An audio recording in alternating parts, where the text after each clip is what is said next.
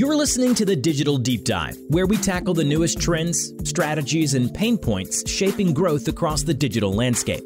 From Amazon and D2C to international expansion, join our host and e-commerce leaders across multiple industries for in-depth discussions on how to maximize your brands in the digital arena. Now, here's your host, Aaron Conant.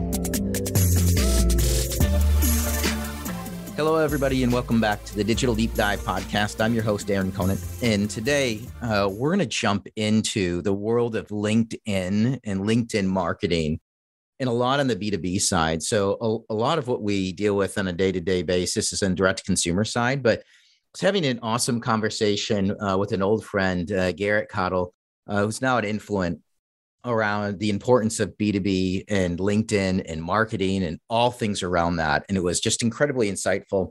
And so I just thought invite him on to kind of walk through what he sees going on in that space. And so, Garret, I'll kind of kick it over to you.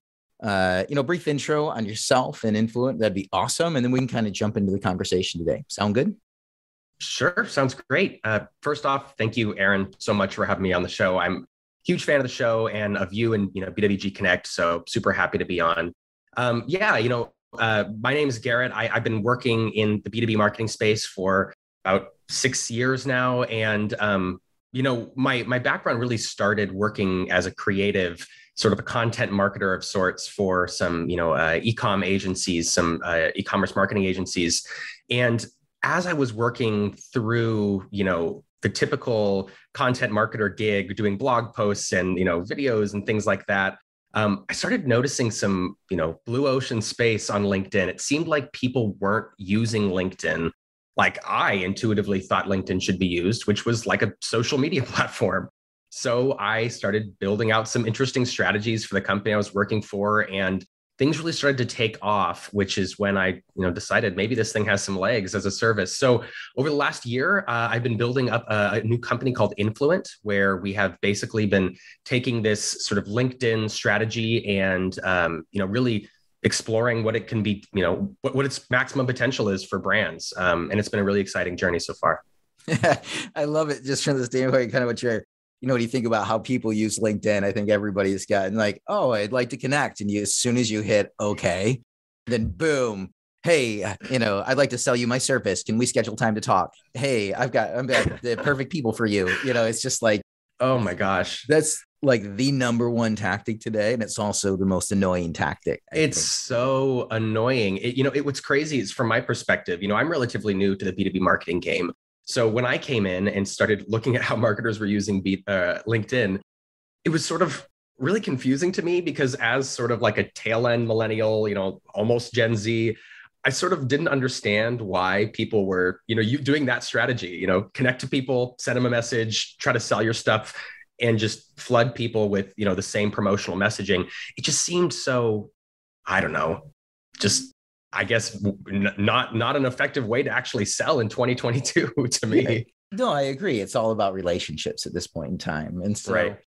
As we from your standpoint, how do you look at it?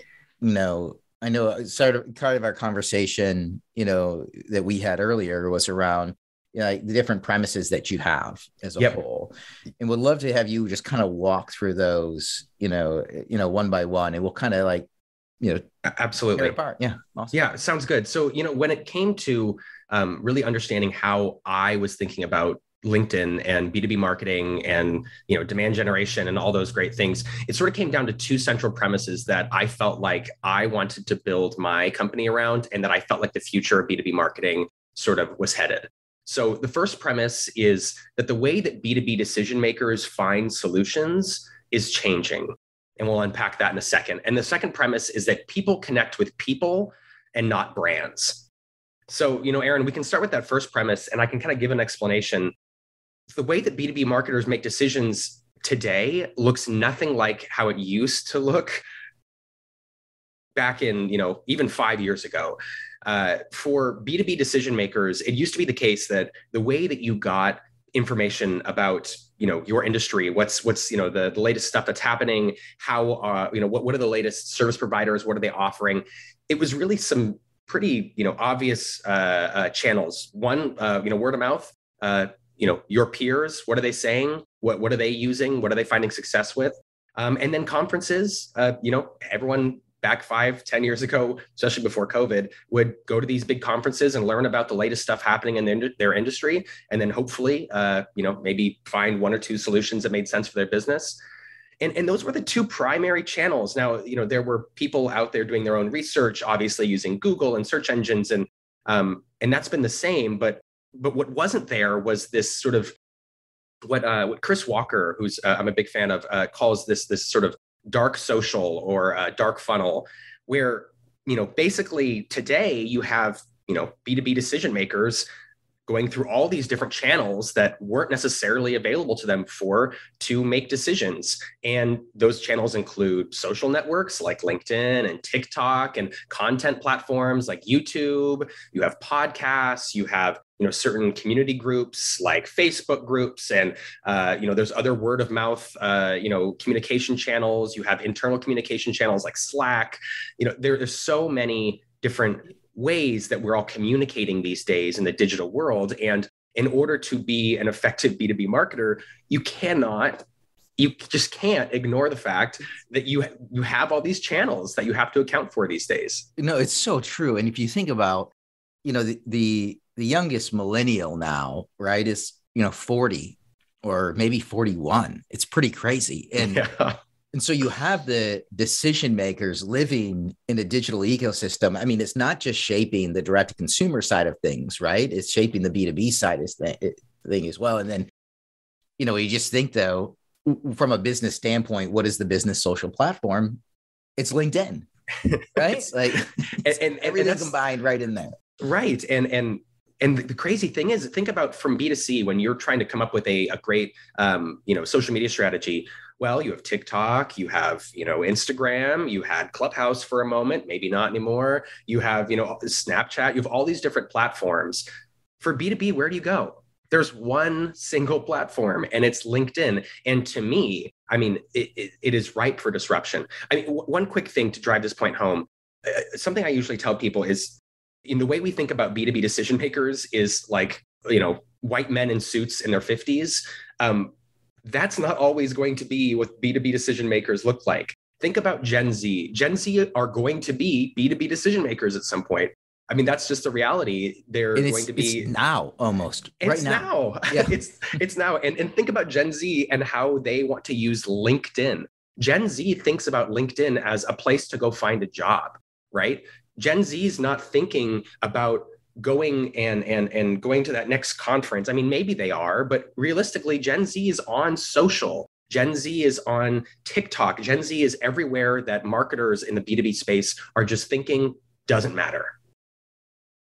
I mean, and the rate at which LinkedIn is growing at this point in time is unbelievable. It's crazy. I think a lot of marketers don't understand that LinkedIn is going through kind of a major inflection point in its growth. We all sort of saw LinkedIn mature in the last, 4 or 5 years from this really, get hired sort of platform to a content platform. It's now the second fastest growing social media platform in the US, just behind TikTok. Over 750 million users worldwide.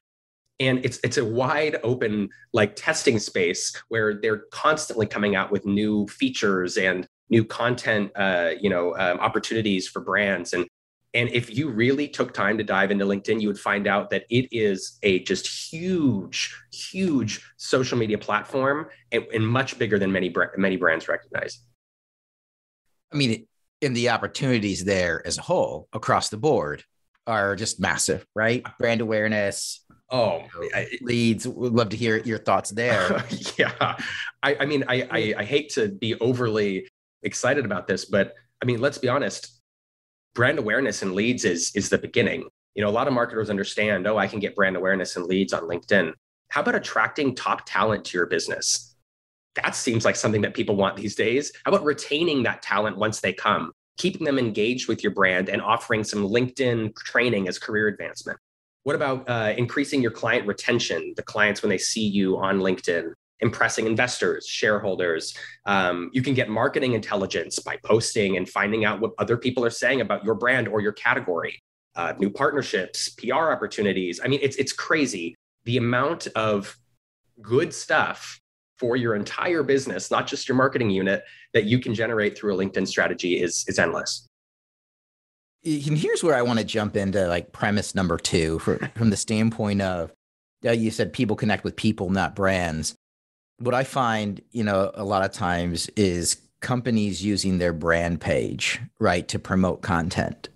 What are your thoughts on that versus, that's what I see a lot of, but I think about your premise number 2, that shouldn't be necessarily the case, but then you're trying to get employees. We'd love to hear your thoughts on that. Yeah. So, this is the premise number 2, to restate it again, is people connect with people, not brands.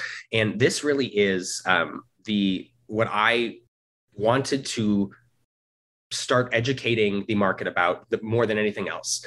Because when it comes to B2B marketing, we have this tendency to want to only ever activate on the brand level. We want to do the next branded webinar. We want our brand to have a podcast. We want our brand to host a conference. We're really investing tons of time and money into our brand, and that's great. Brands are important, absolutely. What we neglect to understand is that the B2C world has 20 years on us. Look at the world of influencers and how that's matured for B2C marketers. What they've discovered is that in sort of the phase 2 of Instagram, the phase 2 of Snapchat and these other platforms, is that creators and actual people are the ones who can drive more higher quality engagements with audiences.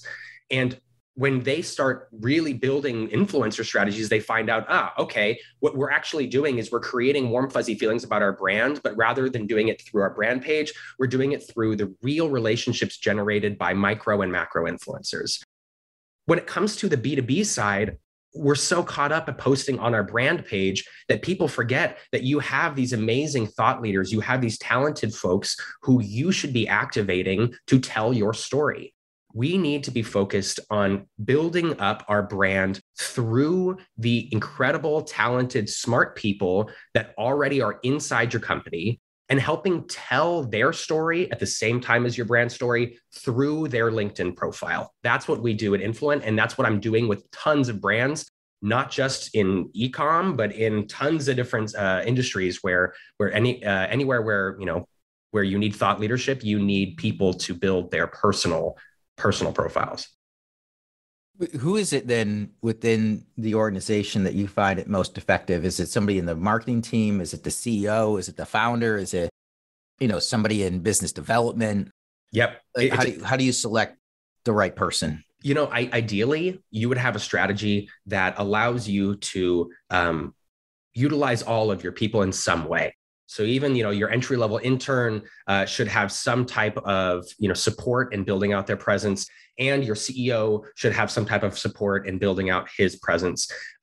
That's not always feasible day one for a lot of brands. So usually where I suggest to start is finding that one, charismatic, really, personable person at your brand in some type of leadership position. Usually it's a CEO, but sometimes it's, a chief product officer or a COO.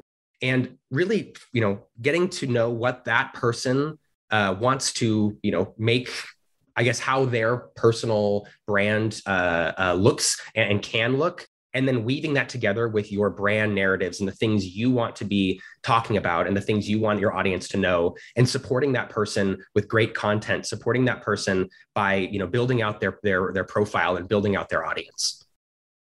Yeah, I love it. So what does it look like?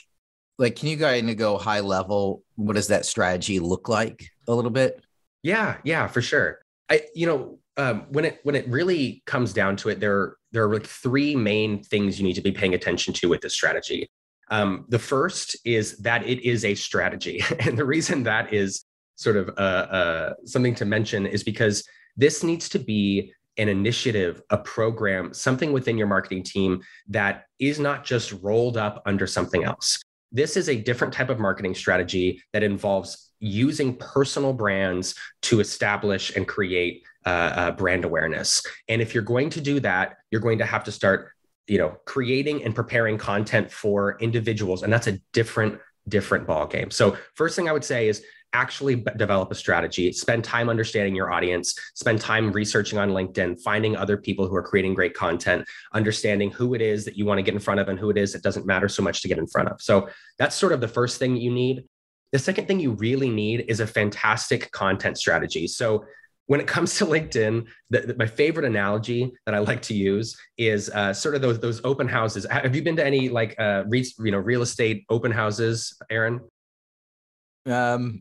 A few in your time? Yeah, just a few. Have you ever noticed that those open houses, or even any other type of open house, they have those like servers with like silver trays that come around with appetizers on them? Yeah, right. Yeah. Right. Okay. So I don't know about you, but some of my favorite appetizers to pick off that plate are like the little smokies with the or the pigs in a blanket with the toothpicks in them.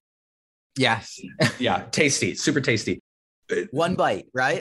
That's right. Yeah. It's the point here. It's one bite. You are there to mingle. You are there to have a good time, have a quick bite off of the tray. If somebody came around with a big tomahawk steak on that platter, it might look delicious. It might smell so good, but there's no way that you're going to be able to have that tomahawk steak. It's not the right setting. You're not there for dinner. You are there to mingle and have a good time. That's how people need to be thinking about their content strategy on LinkedIn. You cannot be out there posting big ebooks and webinars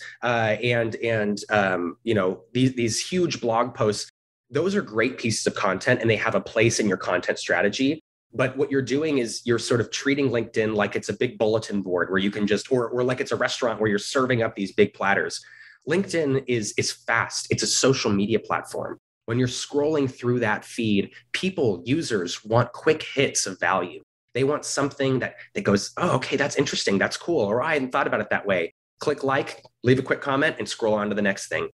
Every minute, every second that you ask that person to stay on your post is a second that you are competing with that urge that we all have to scroll to the next post. So that when you're thinking about your content strategy, take all those big pieces of content, those tomahawk steaks, and cut them up. Cut those babies up into little smokies, little meatballs, things you can put on, little toothpicks, and let that be the stuff that you're posting from your executive's LinkedIn page, or the stuff that you're giving your executive to post from their LinkedIn page, because that is going to give more value quicker to these people that are scrolling through their LinkedIn feeds. A lot of it in the post, and it's also built into like LinkedIn's algorithm. Everything's about the algorithm these days, right? Yep. And, how do you think about LinkedIn's algorithm and how should people think about it? Because I hear I'm talking to 20 or 30 brands a week and everybody talks about, the Amazon algorithm, right? And the content that you put out there and, the Google algorithm, but LinkedIn has one as well, right? Nobody ever seems to talk about it. Would love to hear your thoughts on it. This might be the first LinkedIn algorithm talk I think I've had. So yeah, love to hear. Well, an expert thinks in this space, and what people are jotting down some notes, or maybe they pause and go grab some notepad. Well, consider yourself lucky that you haven't had to have many LinkedIn algorithm conversations. I would say that, I probably have them 3 or 4 times a day. It's true. Once you start to wake up and realize, oh, this is a social media platform. This is much more like TikTok or Instagram than I was thinking. Then you start to realize, oh, wow, there's an algorithm at play. And that algorithm is probably something that you've witnessed that you really haven't maybe paid a lot of attention to as a marketer, but that if you really study, you can start to kind of learn the ins and outs of. One of the main features of the algorithm that supports this idea, this premise too, that people want to connect with people, is that LinkedIn prioritizes user posts or posts from people so much more than company posts.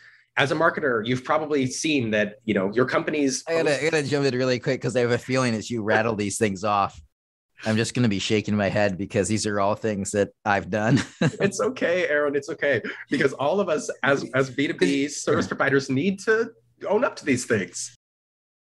It's a reality that we all have to live with, that we've invested a lot of time and we've given a lot of energy into our company pages, but in reality, the company pages just don't have the reach that users do, and it's for good reason. Aaron, I don't know about you, but if I was scrolling through LinkedIn and 80% of the posts that I was seeing were from companies talking about their next whatever, it's just wouldn't be fun. It wouldn't be interesting. People want to hear from people. Why do you think that LinkedIn viral is probably, half the time it's just some cringy stuff, right? But when things go viral on LinkedIn, what is it? It's a human interest story. It's somebody who lost their job. It's a picture of somebody and their dog. It's somebody and their mother. Like, it's honestly right in front of us. When we look at what works on LinkedIn, it's personal posts from personal people, real people, and not companies. So that's the first algorithm thing. You've experienced that, it sounds like, Aaron. Yeah. Yep. So some other considerations. And also posting from my, from the Connect, right, where it's much lower. So no, I'd love to hear the next one. Yeah. Well, and I don't want to bore us here with a list, but there's probably maybe one or two things that with the algorithm you need to be paying attention to. The first is that LinkedIn has a very sort of specific way of, scoring and, passing your content on to the next stage of virality, right? And typically the way it works, and it's not unlike many other platforms, is you post something, and within that first hour, LinkedIn is quickly trying to figure out, what is this? Is this post spam? Is this post, a good quality post that other people like? Or maybe this post is not spam, but it's kind of a flop. No one cares, right? So that first hour, LinkedIn's looking at, the post itself. Are there links in the post? Are you trying to send people away from the LinkedIn platform? LinkedIn doesn't want that. LinkedIn wants people to stay on the platform. So if you have links in the post, if you are spamming a lot of tags, if you're using a ton of hashtags, well, then that post probably isn't going to get a lot of traction. But if in that first hour, the other people are starting to like your post, people are starting to comment on your post, share your post, you're going to start seeing that post pick up in traction. It's going to start being pushed out to more and more people. And LinkedIn is great because unlike other platforms, that post has staying power. It will continue to churn. And as long as it is getting great engagement, you'll see that post stay active for 3, 4, sometimes more than a week. Aaron, I've had posts for clients that have stayed active for nearly 2 weeks because they were simply that high quality. It's insane. That's awesome. It's super cool. I would say the last quick tip there with the algorithm that a lot of people sort of do wrong is making sure that when you're posting, you are using native content. This kind of goes back to what I was just saying with the links. We've established that you shouldn't be posting those big tomahawk steak ebooks. It's better if you actually put content into the platform, meaning post a native video. Don't just link out to YouTube, or post a native graphic. Don't just link to your website. When you post native content on LinkedIn, you're helping LinkedIn because LinkedIn wants users to stay on the platform. So if you can focus on just, posting native content, doing it, at the right times of day, you will find that you'll get a lot more traction than if you're just posting some links. No, I love it. Love it. What are you most excited about, over the next 6 to 9 months that you think is going to evolve in this space as a whole? Oh, man. Well, I think we're going to have plenty of other, podcasts because there's so much that I'm looking forward to. I would say what I'm most looking forward to is how this type of, strategy is going to catch fire with the B2B community, but also what it's capable of doing beyond the B2B community. I mean, I'm thinking about this idea of sort of in-house influencers and building up, brand through the people who make your company special. And that doesn't just apply to B2B. I'm thinking about B2C. I'm thinking about companies like Peloton who have built their brand around instructors who basically are in-house influencers. I mean, imagine if Delta Airlines had a, sponsored, 3 or 4 pilots who, or maybe air stewardesses that, could post about their journey and what they do. And that would be kind of interesting, wouldn't it? So there's a lot that's going to, I think, happen in this space of sort of in-house influencing that I'm really, really excited for. It's also, I agree. And yeah, it sounds like we'll have a follow-up podcast on that. It's almost a TikTok based approach. If I think about how companies are looking at TikTok right now, which is how do you, it's putting out as much content as possible, but it's got to be high quality content that's engaging. Awesome. Well, again, Garrett, thanks so much for your time today. Thanks for being such a great friend, partner, supporter of the network. again, I encourage anybody listening in today, follow Garret Caudle, Caudle, on LinkedIn as a whole. He's putting out some great stuff. He's also just all around great friend of the network as a whole. And with that, I think we're going to wrap up this episode of the Digital Deep Dive.